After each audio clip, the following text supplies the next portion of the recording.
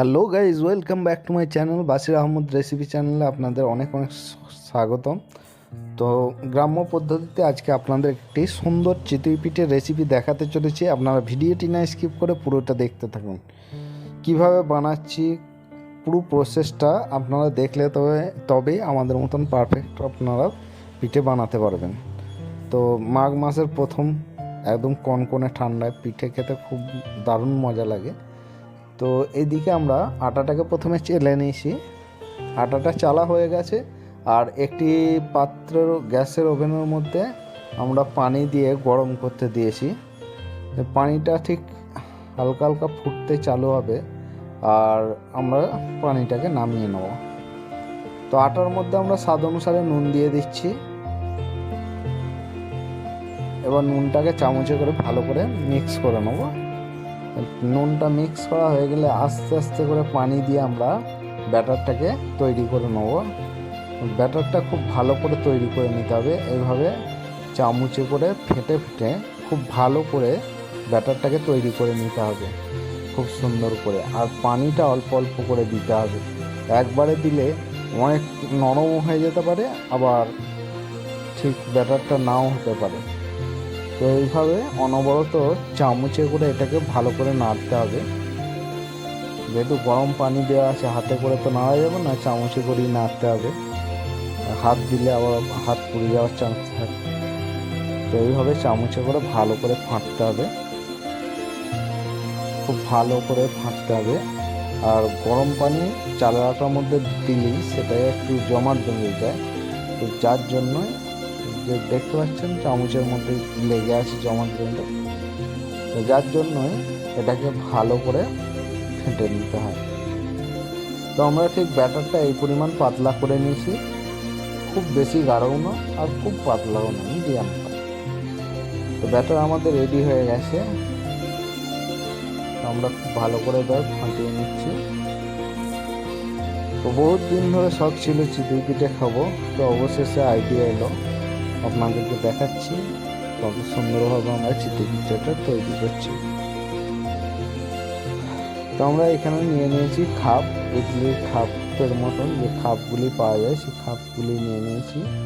যে এর মধ্যে গ্যাসের ওভেনের ওপর চাপিয়ে দিয়েছি। এবার এর মধ্যে আমরা তেল দিয়ে দিচ্ছি অল্প পরিমাণ। তো অল্প পরিমাণ তেল দিয়ে দেবো, সমস্ত খাপগুলো তেলটা লাগিয়ে নেবো। আর তেলটা একবারই দেবো, তেলটা বারবার দিতে হবে না, একবার দিলেই হবে। তো আমরা সমস্ত খাপগুলো তেলটা লাগিয়ে নিলাম খুব ভালোভাবে। আর এর মধ্যে এবার আমরা ব্যাটারটাকে ভালো করে ঘুলিয়ে নেব। ঘুলিয়ে নিয়ে ঠিক পরিমাণ মতন দিতে থাকবো, একদম ওভার করে দেবো না, যে খাপটা ভরে দেবো খালি, তাতে একটু কম হলেও চলবে, কিন্তু ওভার যেন না হয়। বা সেটা একটু নজর রাখতে হবে ভালো করে। তো আমরা সমস্ত খাপগুলো ভরে দিয়েছি। প্রথমে দেওয়ার পরেই ঢাকা দিলে হবে না। তো এর মধ্যে যে যখন ঠোঁটটা উঠবে, সমস্ত পিঠাগুলোর মধ্যে ঠোঁট উঠবে, দেখতে পাচ্ছেন এইভাবে ঠোঁট উঠে যাচ্ছে। যখন এইভাবে সমস্ত পিঠেগুলোর মধ্যে ঠোঁট উঠে যাবে তখন ঢাকনাটা ঢাকা দিয়ে দিতে হবে। তো আমাদের খুব ভালোভাবে ঠোঁটগুলো উঠে গেছে, দেখতে পাচ্ছেন।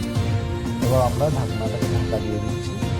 তো ঢাকনাটা ঢাকা দেওয়ার পর 2 থেকে আড়াই মিনিট টাইম লাগবে। আড়াই মিনিটটা একদম পারফেক্ট টাইম।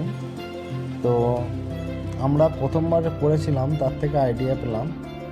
দেখতে পাচ্ছেন একটু কাঁচা কাঁচা আছে, এটা পাক্কা আড়াই মিনিটই লাগবে। তো আড়াই মিনিট হলে তবে পিঠেটা ভালো হবে। তো ফ্রেন্ডস, বহুত দিন ধরে আশা ছিল যে চিতই পিঠে খাবো, কিন্তু আমাদের কাছে কোনো মাটির খোলাও ছিল না। আর যে অ্যালুমিনিয়ামের যে কড়াই থাকে সে কড়াইতেও আমরা বানাতে পারিনি। হয়তো আমরা প্রসেস জানি না, আপনাদের যদি জানা থাকে অবশ্যই কমেন্ট করে জানাবেন। তো আমরা শেষমেশ এই আইডিয়াটা লাগালাম। তো এই আইডিয়াটা আমাদের সফল হয়েছে, খুব সুন্দরভাবে পিঠেগুলো উঠেও আসছে। আমরা একটা ছুরি নিয়েছি, ছুরির ডয়ে করে খুব ভালো করে তুলে নিচ্ছি। ছুরির ডগটা একটু ঠেকালেই পিঠেটা আলো ফুটে চলে আসছে। তো মাটির খোলায় অনেক সময় যে লেগে যাওয়ার ভয় থাকে বা মাটির খোলায় দেখা যায় যে বেশি পুড়ে যায়, কিন্তু এটা খুব সুন্দর হয়েছে। একদম পিছনটা কত সুন্দর সাদা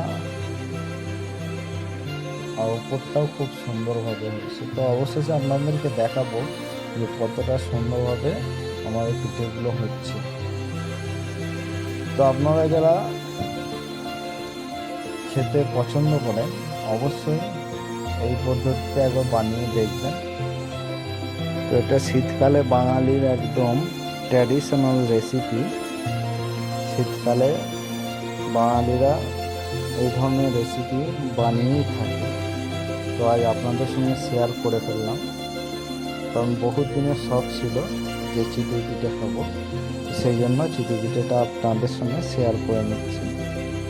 তো আমাদের এক ফোলা হয়ে গেছে, যেটাকে দেশের ভাষায় যে গ্রাম্য ভাষায় খোলা বলা হয়। তো এক ফোলা হয়ে গেছে, আমরা আবার ব্যাটারটাকে ভালো করে গুলিয়ে নিয়ে আবার এক ফোলা চাপিয়ে দেবো। তো এইভাবে ঠিক আগের প্রসেসিং হাতের মধ্যে যতটা জায়গা আছে ঠিক সেই পরিমাণ আমরা ব্যাটারটা দেবো। খুব বেশি দেবো না, খুব কমও দেবো না, একদম মেজারমেন্টটা ঠিক রাখতে হবে। এইভাবে আমরা চাড়িয়ে দিচ্ছি সমস্ত ব্যাটারগুলো। তো সমস্ত ব্যাটারগুলো আমাদের দেওয়া হয়ে গেছে। এবার অবশিষ্ট যে ব্যাটারগুলো সেগুলো আমরা ওপরে ওপরে একটু একটু করে দিয়ে দেবো। পুরো ব্যাটারটা অবশিষ্ট যে আছে সামান্য পরিমাণ সেগুলো, যেগুলো খালি আছে সেগুলো দেখে দেখে আমরা এইভাবে চামচে করে দিয়ে দিচ্ছি।